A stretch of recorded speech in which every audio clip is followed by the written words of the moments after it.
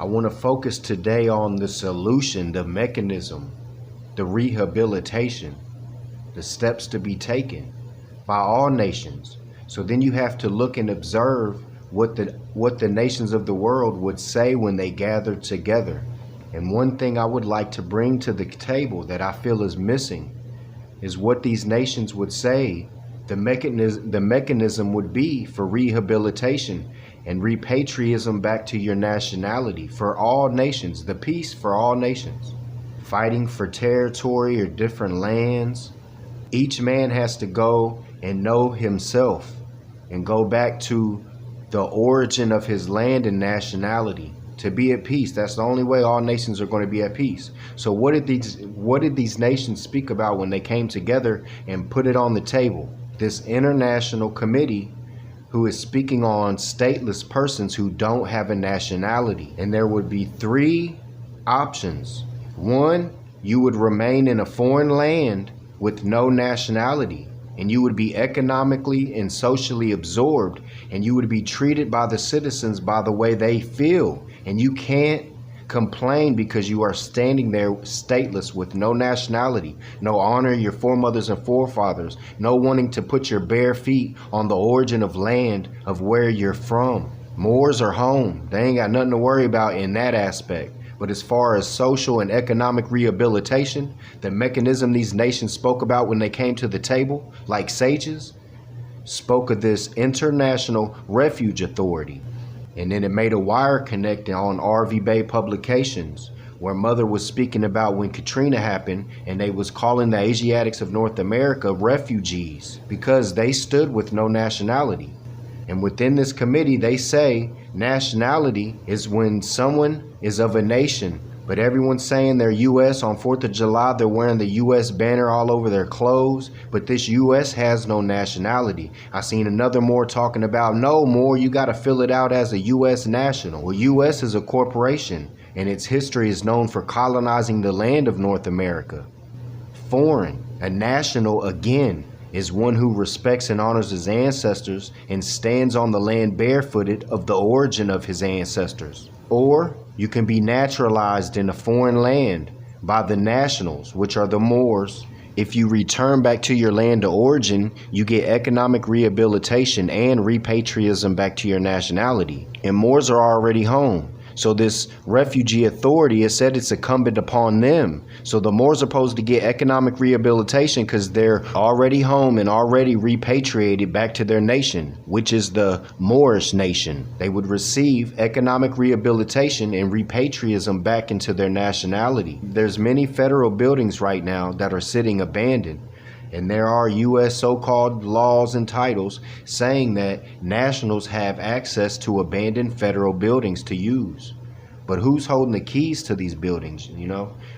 What's the mechanism to acquire things that has already been established as far as a nation? You know, there's things that's already established where there's mechanisms to acquire it, especially within your national land.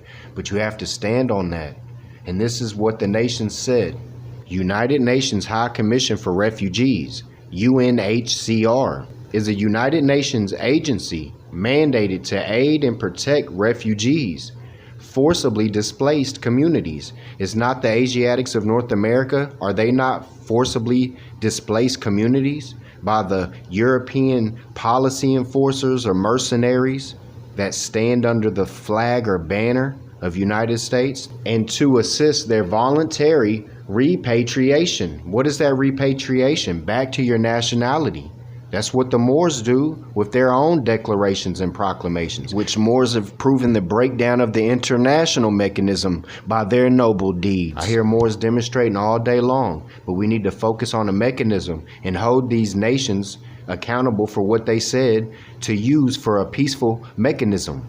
So the United Nations High Commission for Refugees, UNHCR, was created in 1950, around the same time with the Declaration of Human Rights, Article 15. Everyone has a right to a what? Nationality, brothers and sisters. Good job. to address the refugee crisis. And what was the crisis? Stateless persons, those that has no knowledge of nationality or the honoring of their foremothers and forefathers, their land of origin. And the Moors are even home. Y'all have a big advantage, brothers and sisters. Y'all are home. We 3,000 miles away from home. Got to take on water, as the prophet said. You all have it so much easier, but you say that we have the privilege. Moors, you are home. You just have to declare and proclaim your nationality. And as it says, all these nations agreed it is incumbent upon the United Nations High Commission of Refugees for repatriation, local integration, or resettlement to a third country. But see, that's where the Moors have a rare case, because they're already home, so they don't have to resettle nowhere, with over 18,000 staff workers. So I'm going to contact them. I don't know if you're going to contact them, brothers and sisters. I just know we have a document here that speaks on stateless persons, and this was all the nations getting together. So I'm going to put it to the test, brothers and sisters. And anything I say, put it to the test. I don't hear a lot of Moors getting on comments saying what I'm saying or my demonstrations are in error. With big matters, they might comment about small things, but the big thing that matters, they're not debating. So again, United Nations High Commission for Refugees. Peace and greetings, sir. You know, I figured out about my nationality, and I'm not a stateless person. However, you know, my circumstances are affected greatly because of this situation. Let's start contacting these people. I want to find the mechanism. So that's what I want to start focusing on with my studies. I love the studies. Like I said, it's water to my spirit, brothers and sisters, but I'm going to start focusing on the mechanism, holding these other nations accountable and getting to speak to them and letting them know and look them in the eyes so they know that I'm not stateless and I'm awoken and there's no dirt on me anymore. I'm done awoken, out the grave, out the shower, fresh, ready to go. And they need to know that. Start getting in these nations' faces, but it has to be with an intelligent tone, as I said, sir. The nations of the world got together and spoke on this United Nations High Commission for Refugees. And as far as my status, I did not know anything or the importance or the paramount importance of nationality, sir. But I do now, and I'm ready to exercise with all the nations and my brother and my fellow man. I'm ready to exercise that. I want to find the mechanism, brothers and sisters. Let's start focusing on the mechanism. No, but Drali brought us everything. But like I was telling the Moor yesterday or the day before, one of the most important things he said was, money doesn't make the man. It's his free national standards. Moors definitely have a claim that they have been forcibly displaced in communities, and they're trying to be Moors and nationals, and they're being attacked even more for that. All nations has been affected by war and by just dirty people within their bloodline. The Grand Sheikh was showing where one of the presidents from Africa was admitting putting their own brother in slavery and selling them to Europeans. This refugee high commissions and say, look, they admitted to doing this to us. So, you know, we've been forcibly displaced and we need our economic rehabilitation. And that ain't some kind of reparations, man. This is something that is not of low status. This is showing you was forcibly displaced and colonized. So it's not like it's putting you in a lower status than a national. You have to be a national to access this. You know what I'm saying? But that's what I'm saying. Why don't the Asiatics of North America go to this United Nations High Commission of Refugees and put your claim in that, hey, all these people done admitted to doing this. Is in the history books of these European books in North America that, you know, they killed off all the Native Americans, but we're the Moorish Americans, so we're the true Native Aboriginal Indigenous. We done sent them UN Declaration of Human Rights, UN DRIP, and all of that, and they continue to forcibly displace us. And make your claim in and demand for your economic rehabilitation and your repatriation back, and you'll get access to things that's already established, whether it be federal buildings, land, and all that stuff. Not because it's a beggar or you're asking for it, it's because it's yours already and it's what's owed with compound interest, as your prophet said. So this may be a mechanism for that. So we'll study it more, brothers and sisters. The ones who call themselves Morocco in these days and times and who use that flag. Noble Drew Ali said that's the Moorish American flag. And in regards to whether the lines cross each other in the star or not, We got the documentation and the images of Noble Drew Ali having that flag. It has to do with Portugal, something to do with Portugal. United States has always been on the tailcoats of Portugal. They even followed the King of Portugal all the way to the South American islands in the 1880s. They was willing to follow them to the death, and they wasn't even recognized by the Moors too. We have documentation of that. The Moors denied United States and Portugal when they came to their ports. They wouldn't let them. They said you can come to the port, no further. We have that, brothers. So yes, sir, we have Noble Drew Ali, who went to Havana, Cuba. He was a delegate.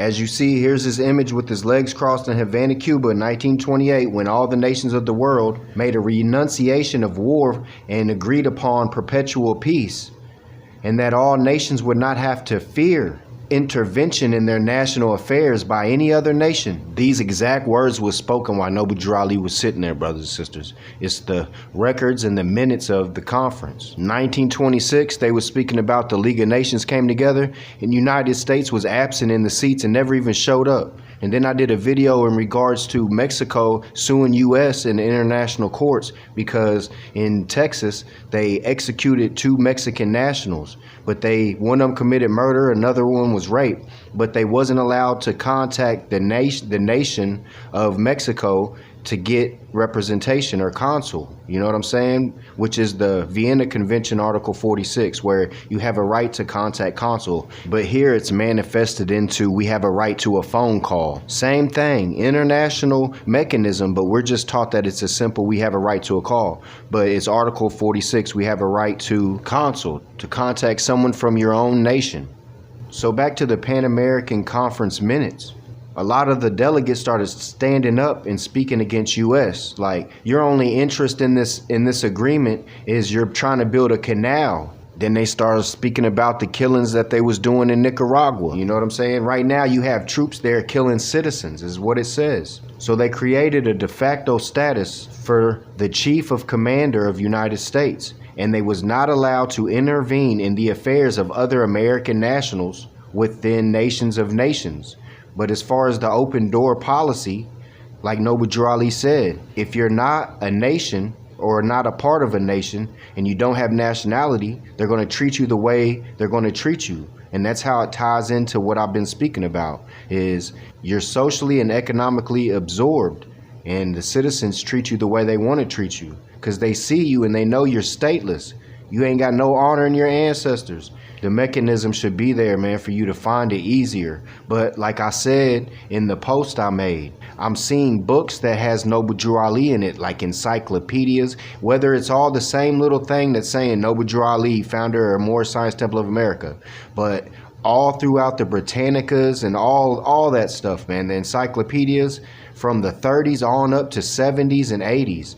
Noble Drew Ali has been in them encyclopedias, brothers and sisters. So Europeans has been at least putting in a little paragraph or two, and some of them get even more detailed. And I have one that I'm going to read in regards to Mary Bay. And I don't know if this is his wife, but again, the murky ethers, Mary pops up again. I'm telling you, when I be studying sometimes, man, it be dark and I be studying, and the stuff that I find, it be bringing goosebumps, brothers and sisters, and it's crazy. So what y'all think about that forced Moorish American citizen? That's crazy, right? I never thought I'd see the title on YouTube, the first Moorish American citizen, and it not be like clickbait or something, because it ain't nowhere else on YouTube speaking about the first Moorish American citizen or the forced Islam, brothers and sisters. We like at 15 minutes or so, man, but I'm just hanging out. This demonstration's a little different. I'm just kind of speaking from the head, but it's coming from references of facts and documents. But I like to stay with the document on the screen so people can't say it's not facts, you know what I mean? But right now it's a little different. It's better because I don't have to edit. Islam, brothers and sisters, I leave you in peace and love. Divine honors to Prophet Noble Drew Ali and the Moorish Divine and National Movement of the world. Peace and love, brothers and sisters.